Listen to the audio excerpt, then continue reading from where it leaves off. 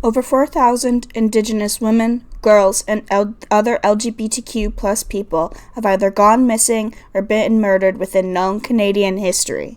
There are most likely many more that are undocumented. The Missing and Murdered Indigenous Women's Movement is a human rights mobilization to mend the injustices put upon Indigenous women and girls throughout Canada and Greater North America.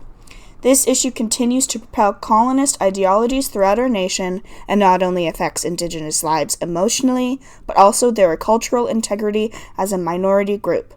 The violence done is often overlooked, not criminally investigated, and avoided. This is a severe violation to fundamental human rights and one that is deeply rooted in misogyny and racism. For the brevity of this rant, women, girls, and other queer-identifying people will be called women as a collective. This is what most sources and statistics sites do, and is a lot easier to understand when speaking aloud.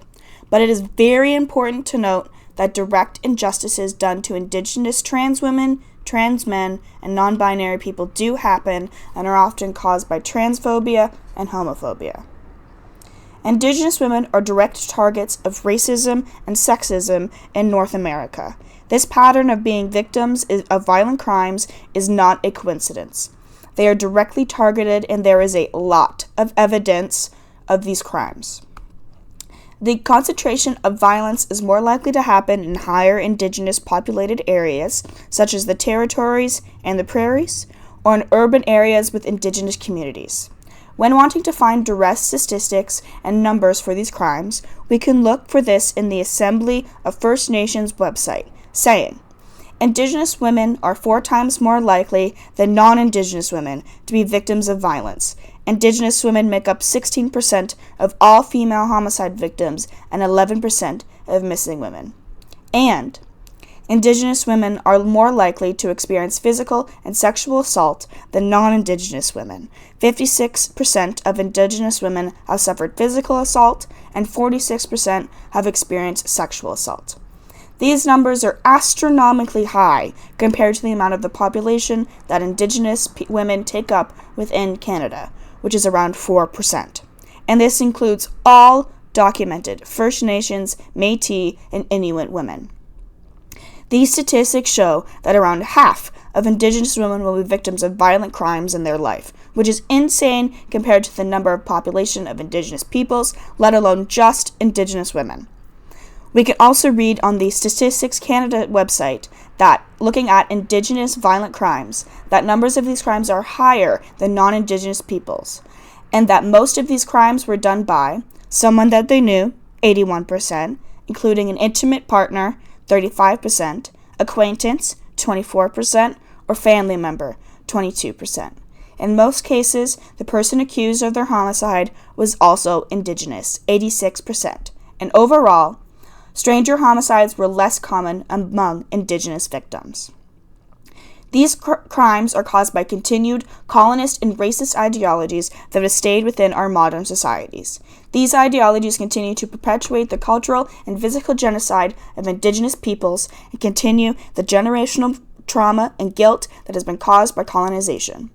Colonization in Canada is reflected with the extreme impoverishment in reservations and Indigenous communities, which causes violence, drug abuse, and crime.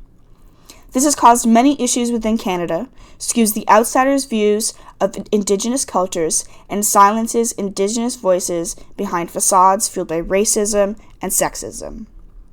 I feel like this quote from the Amnesty website and their No More Stolen Sisters article sums up these injustices very well.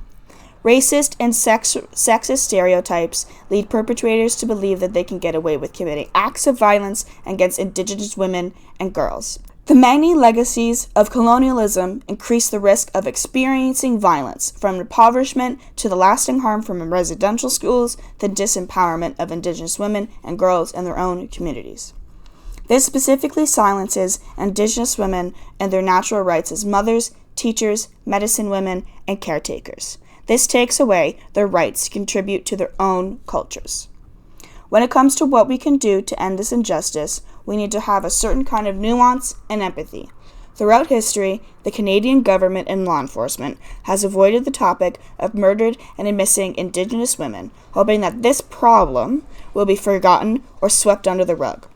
The Ontario Native Women's Association's website states, in reply to Ontario's lacking response on this issue, the Indigenous Women's Advisory Council has developed a placemat that is a companion to Ontario's response.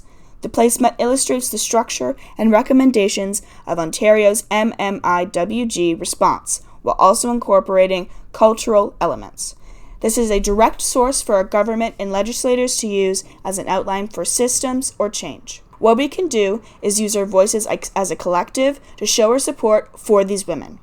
It is the most important to keep yourself educated using credible sources and spread this awareness, both online and in person. Find Indigenous peoples talking about their experiences, share it, bolster it, and empower their voices. Lastly, use your own voice through social media, art, and activism, and use it to write letters to your local legislators. Just advocate for the end of violence against Indigenous women and advocate loud. This is not an argument. This violence and injustice is real. It happens all around us every day and is constantly avoided. These women cannot speak for themselves, and it is our duty as Canadians and North Americans to be the voice for them. This is an ethnic cleansing, forcing women into silence and forcing communities into disintegration from the inside out. We need to end the violence on innocent lives and the continued harm to Indigenous communities and families.